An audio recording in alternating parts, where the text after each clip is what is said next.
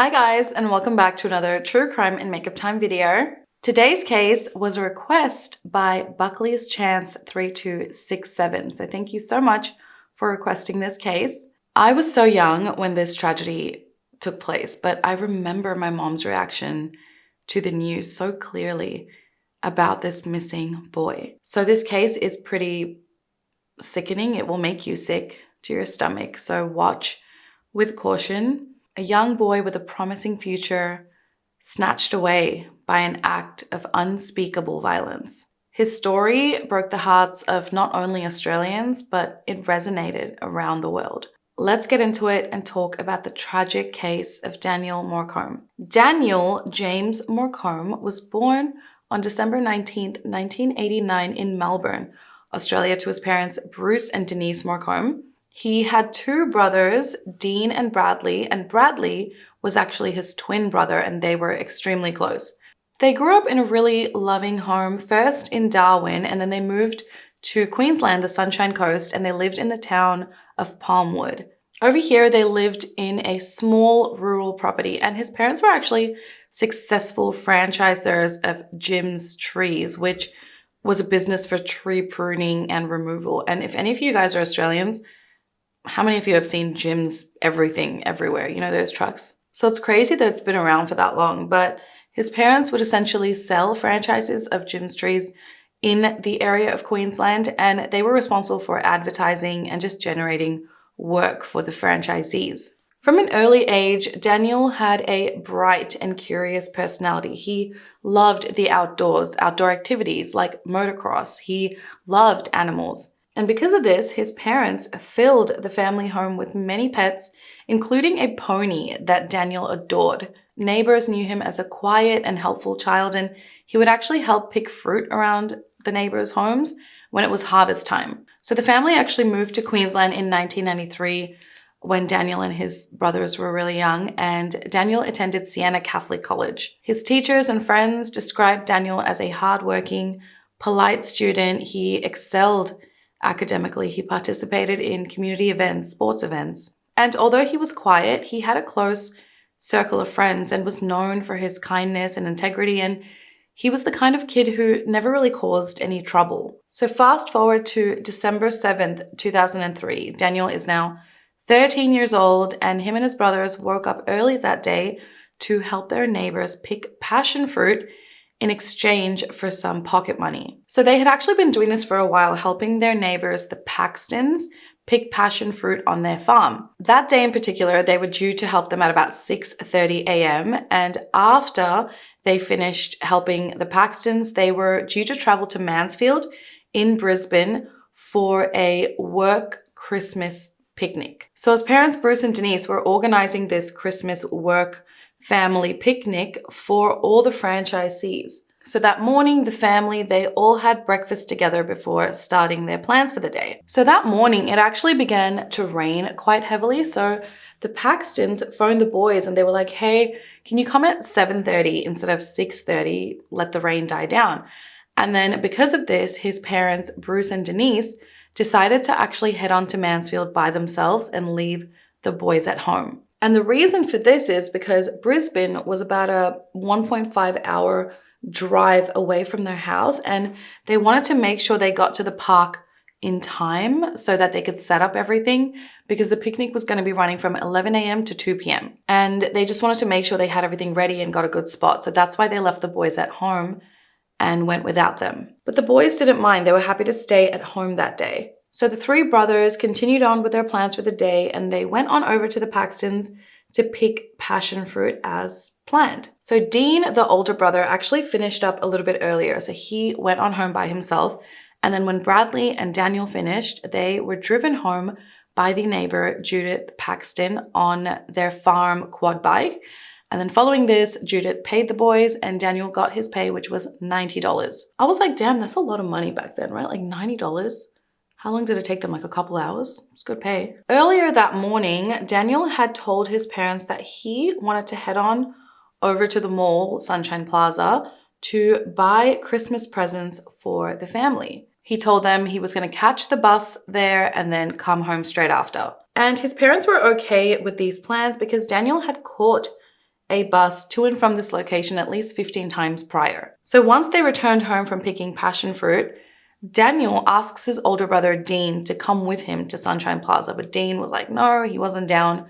So he hops in the shower and then Daniel makes his way to Sunshine Plaza. So this was at around 1 p.m. when Daniel left, and he left wearing a red Billabong t-shirt, a pair of dark colored shorts, a pair of Globe sneakers. He had his wallet with $100 cash inside. He had his Commonwealth bank card. He had his student card, a video card, and a phone card. So Daniel left his home and walked the 1.3 kilometers, under a mile, to the Nambour Connection Road near the Keel Mountain Road overpass. And this was under like a bridge area, and this wasn't an official bus stop, but it was a common meeting point for local residents waiting for buses, and buses knew to stop there to pick up passengers. So Daniel arrives at this unofficial bus stop, and the bus is due to arrive at 1:30 p.m. It's 1:35 p.m. and the bus doesn't arrive. So initially Daniel was waiting for the bus by himself, but when the bus didn't arrive, a tall, skinny guy with dark brown hair, he comes from like a nearby church parking lot and then joins Daniel in the wait for the bus. Now the bus was pretty late, so Daniel, he picks up a stick and he starts drawing in the dirt with it. Close to 2 p.m., the bus finally arrives and Daniel's like, oh my God. So he starts waving the bus down to let him know to pick him up. But it was clear that the bus was not going to stop. The bus now had changed routes because it was running so late, it was now running express. So the driver starts signaling to Daniel and this tall guy saying, don't worry, like the next bus is coming soon. But it's believed that Daniel was quite annoyed about the bus, being late and then not picking him up. So he possibly didn't see the bus driver letting him know the next bus was coming shortly. So the bus driver, he picks up his radio and he contacts the second bus driver and he lets him know that a man and a boy were waiting. So please make sure to pick them up because, again, this wasn't an official bus stop. Now, it took no more than a couple minutes for the second bus to arrive. But when the bus got there, the driver found no one waiting, so he left. So Bruce and Denise, they come home and they find Daniel wasn't home yet. And the boys knew that they had to be on the last bus home at the very latest. And the last bus was 5 p.m., which would arrive at that overpass bus stop at about 5:30 p.m. So his parents drove to the bus stop and waited there to pick up Daniel at about 4:30 p.m.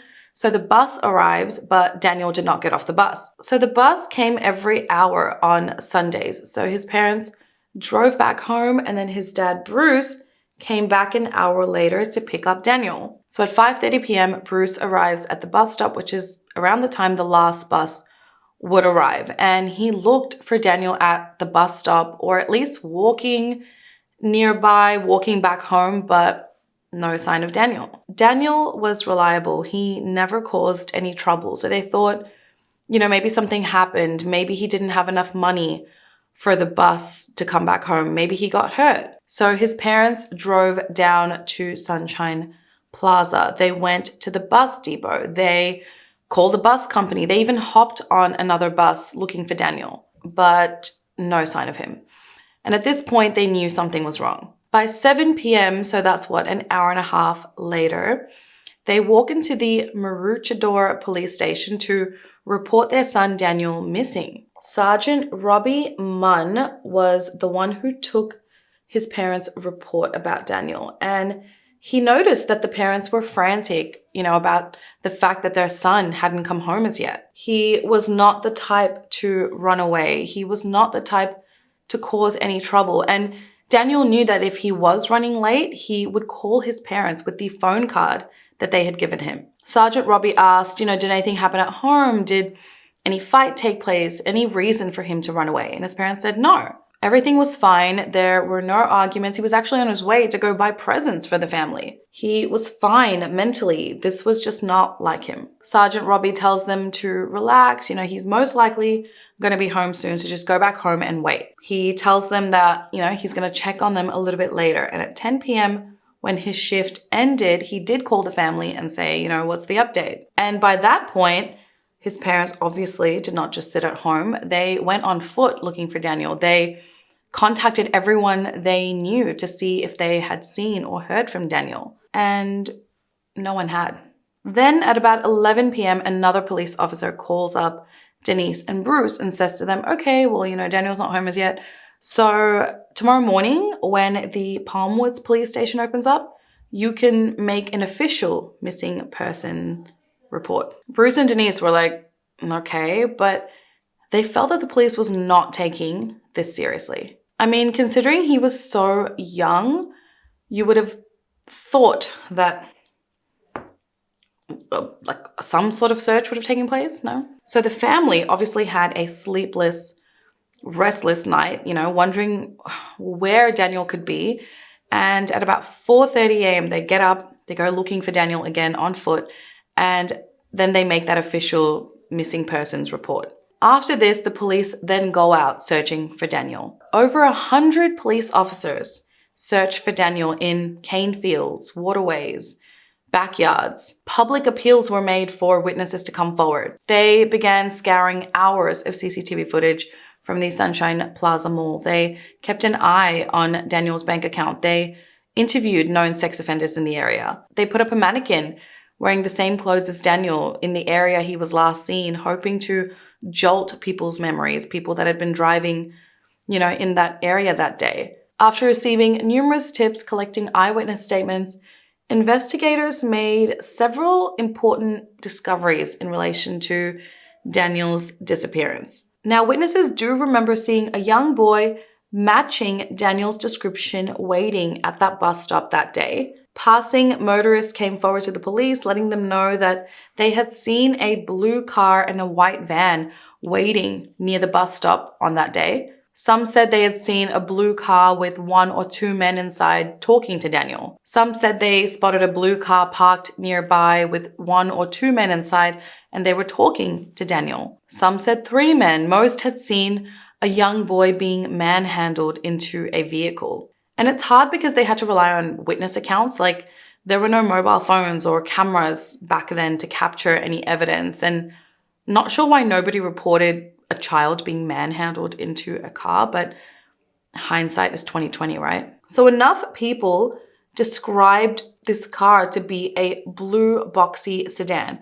So the police set up an investigation room called the Blue Car Room, where 37 photographs of boxy blue sedans were pasted all over the walls for witnesses to pick out from. A major incident room was set up, and within 72 hours of Daniel's disappearance, the police set up Operation Vista, and this investigation would become the biggest in Queensland's history. Police knocked on the door of 870 homes. Despite an extensive search, this in-depth investigation, the search for Daniel just came up empty. His family could not believe what happened. They searched for answers, but unfortunately, their search would go on for 8 long years. Over the years, the police did end up working pretty tirelessly over this case. They interviewed over 10,000 people during those years. A year after Daniel went missing, his family held a memorial for him where over 1,000 people attended. In 2008, a $1 million reward was offered for any information, but this was also unsuccessful. What's crazy is that I remember the time that this happened, our school gave these talks on how to be safe when you're alone. And me and my friends, we would literally walk everywhere alone together. We would catch public transport alone.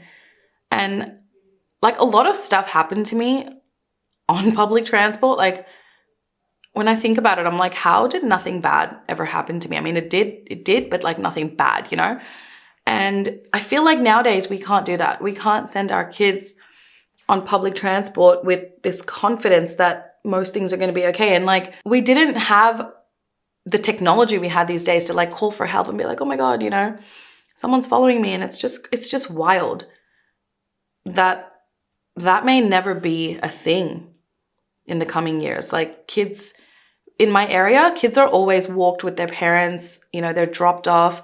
Some kids ride bikes and stuff alone, but it's in such a busy area that you would hope nothing kind of happens. But my kids ain't going anywhere alone. And that's actually sad because I feel like I had so many experiences, good and bad, being so independent, and kids in the future will, maybe not have that. Prior to Daniel's disappearance, the Queensland District Intelligence Office set up Operation Butcher. Now, this was an investigation designed to identify pedophiles in the area. So after Daniel went missing, Operation Butcher sent a list of known sex offenders in the area to Operation Vista. Then each pedophile was placed on a job log and interviewed. On this list was a truck driver by the name of Brett Peter Cohen, and he was high on the police's list of suspects. So let's talk a little bit about Brett. Brett Peter Cohen was born on September 18th, 1969 in Western Australia.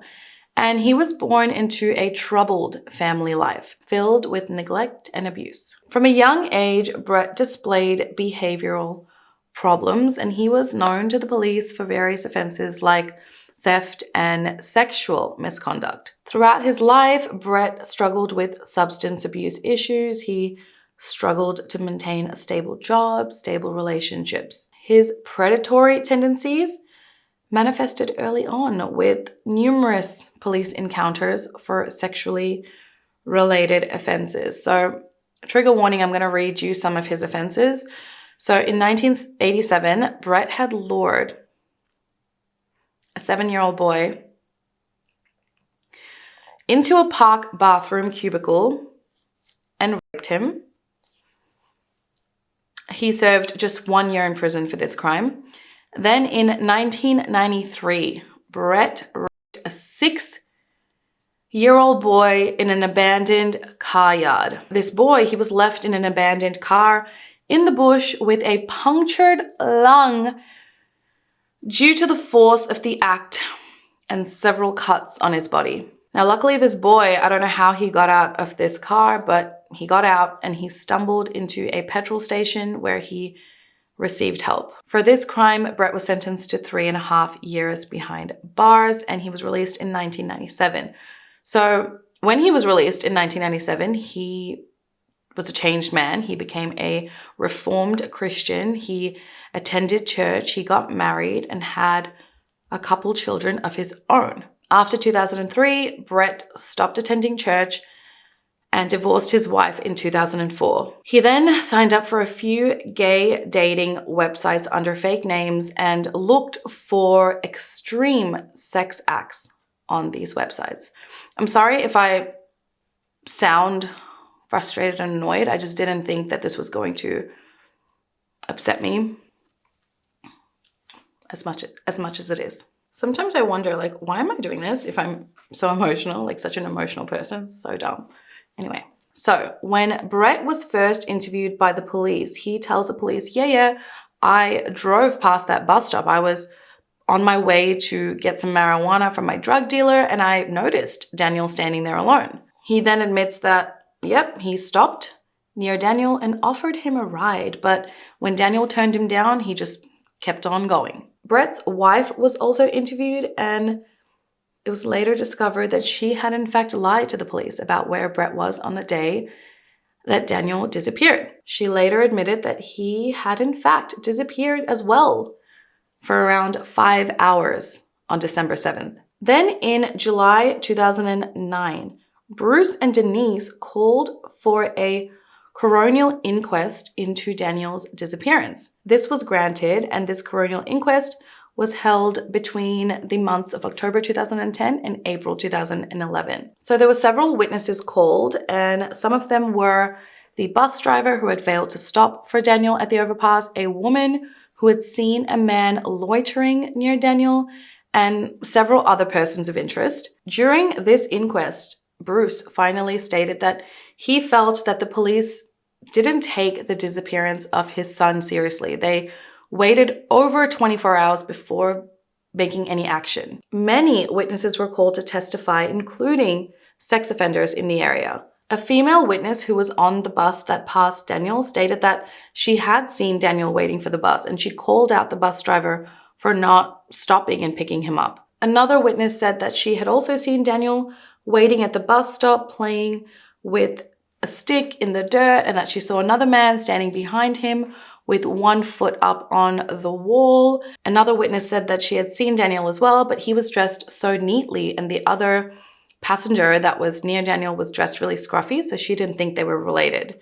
Then in April 2011, the last witness to give any evidence was known as P7. P7 was a sex offender and stated that he had nothing to do with Daniel's disappearance. P7 was Brett Cohen. After the inquest, Brett was due to fly back home to Perth. Now, Brett was always high on the police's list of suspects, but they had no real evidence to hold him by. They were unable to pursue a case against Brett with what? What evidence? But they did come up with an idea to get more information out of Brett.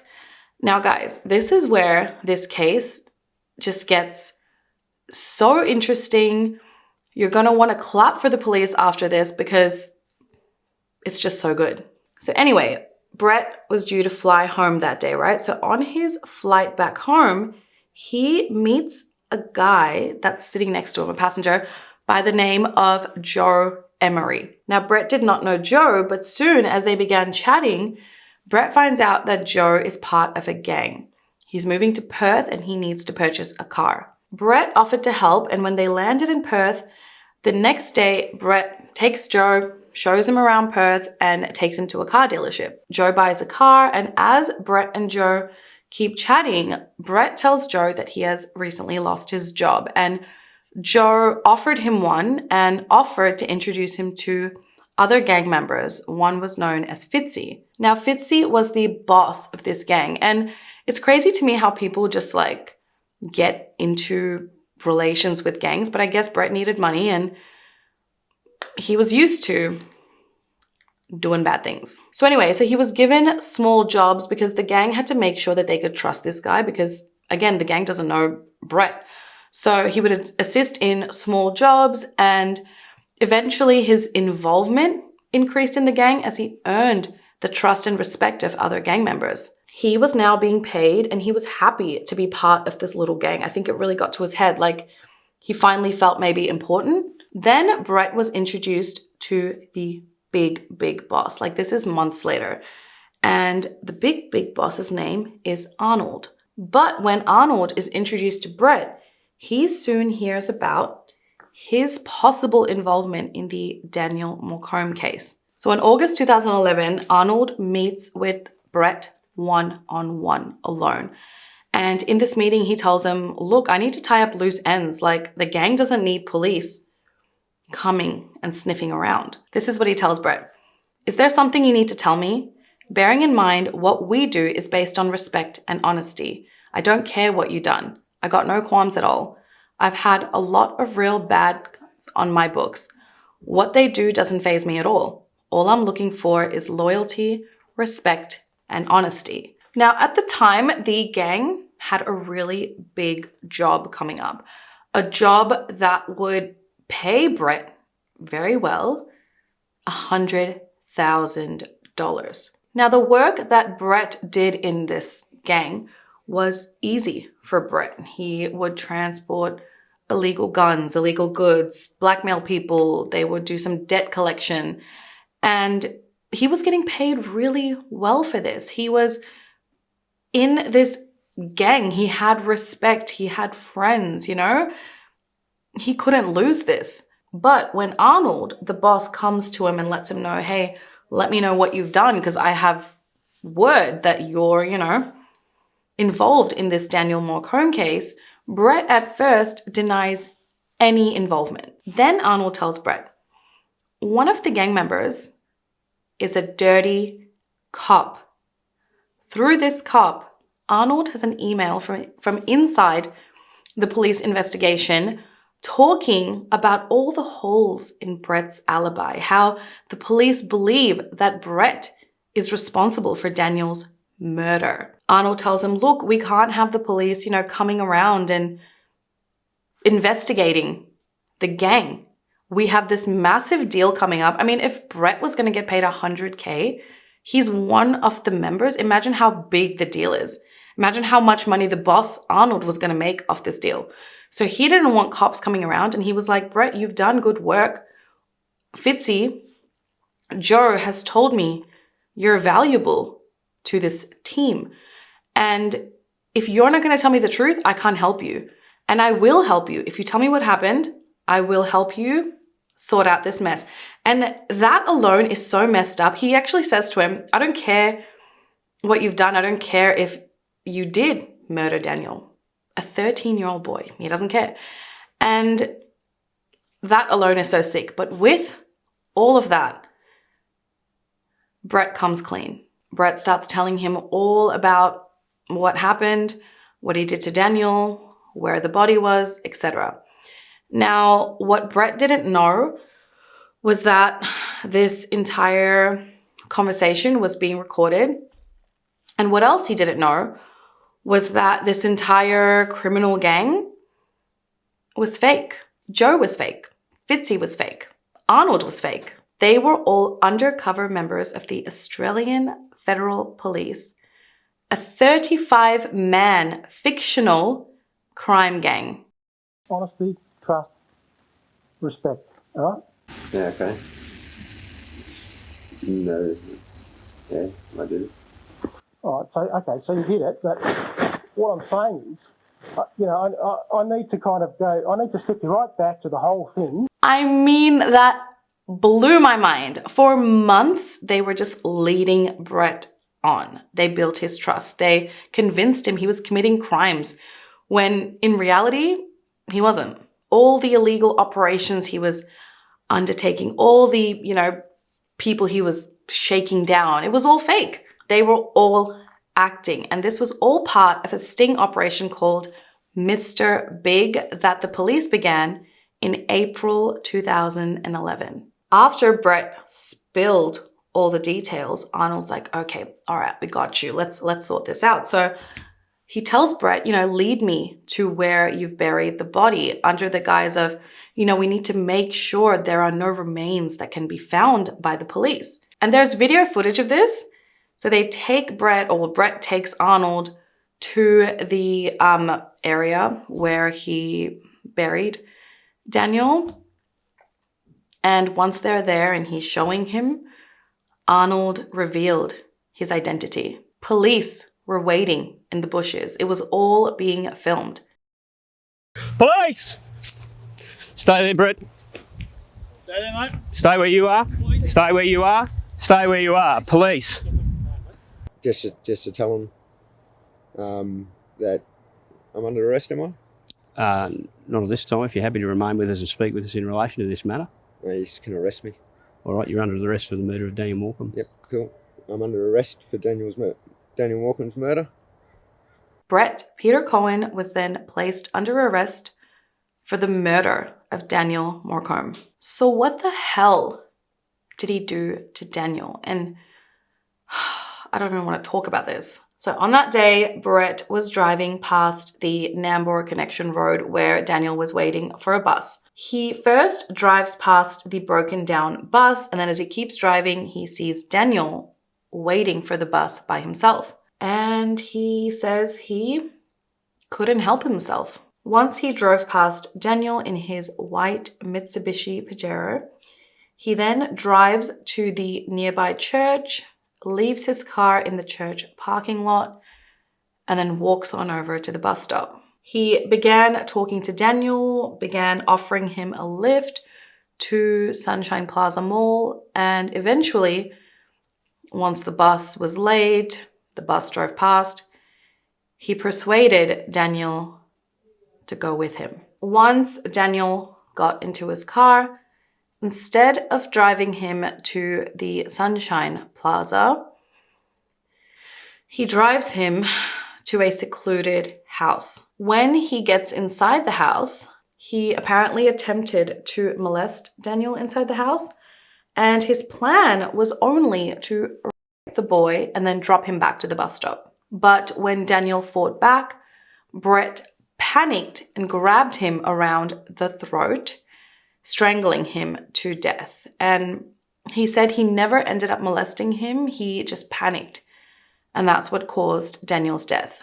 And this information he had given to the police. And this did not match up with the story he had told the gang leader, Arnold. And I'm assuming he changed his story because he didn't know that that conversation with Arnold was being recorded. So I'm sorry, trigger warning again, because I'm going to talk about what Brett said he actually did to Daniel when he was talking to Arnold. And I'm giving a trigger warning because I just want to scream. So Brett told Arnold that when he saw Daniel, that Daniel was a fucking cute little thing.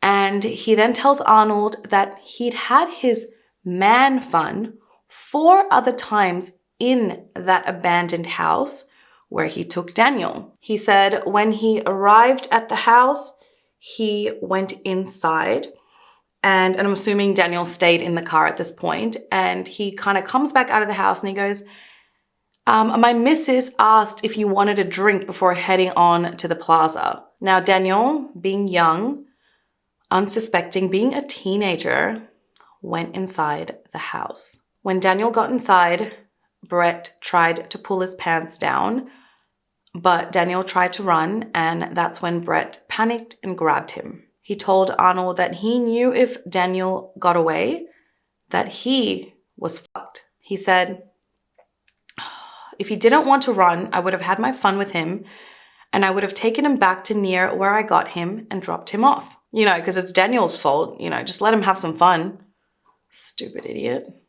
He allegedly grabbed Daniel by the crook of his arm and choked him. 10 to 15 minutes later, Brett was back in his car driving home. He left Daniel's body covered in branches nearby near an old sand mine. A week later, he returned with a shovel to bury the body, but all the bones were gone. He told Arnold that he used a shovel to crush up a fragment that was left of Daniel's skull. On 21st August 2011, 2 shoes and 3 human bones were found. These shoes were similar to the ones Daniel was wearing. Then, later on, underpants and a belt were also found, and by the end of the investigation, 17 bones had been found, including a rib, a hip, leg bone, arm, and vertebrae. These were all confirmed as belonging to Daniel.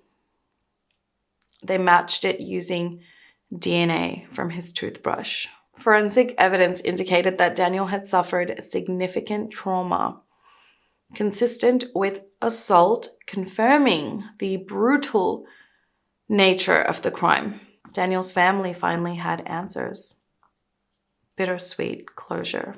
Daniel's funeral was held at Siena Catholic College on 7th December 2012, and more than 2,000 people attended it. His funeral was held on the exact day that he disappeared, and imagine that day, December 7th, 2003. His parents would have never known that they were going to be burying their son on that exact day 9 years later. Ugh. Brett Cohen's trial commenced in February 2014, and the prosecution presented damning evidence linking him to the murder of Daniel, including DNA samples and witness testimonies. Justice Rosalind Atkinson described his crime as entirely abhorrent, and she made a pretty powerful statement. She stated, "You didn't look like a monster. You didn't look like a pedophile. You looked like an ordinary person. You knew if he ran away, you'd be caught. So you killed him. You killed him because you didn't want to get caught. Everything you did to that boy is horrific and disgraceful. I've seen no evidence in the months you've been in this court that you've ever felt any remorse for what you did.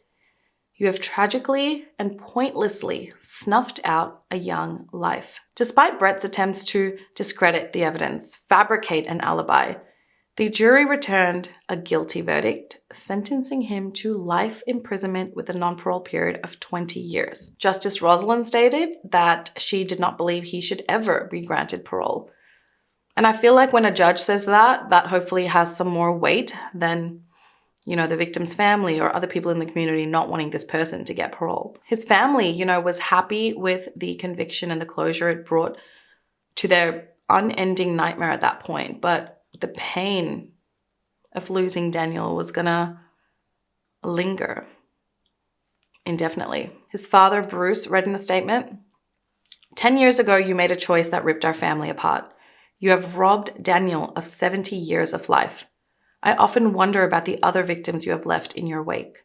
Sitting in the same room as you revolts me. Daniel's twin brother, Bradley, made a statement saying, for me, there is not a single day that I don't think about Daniel.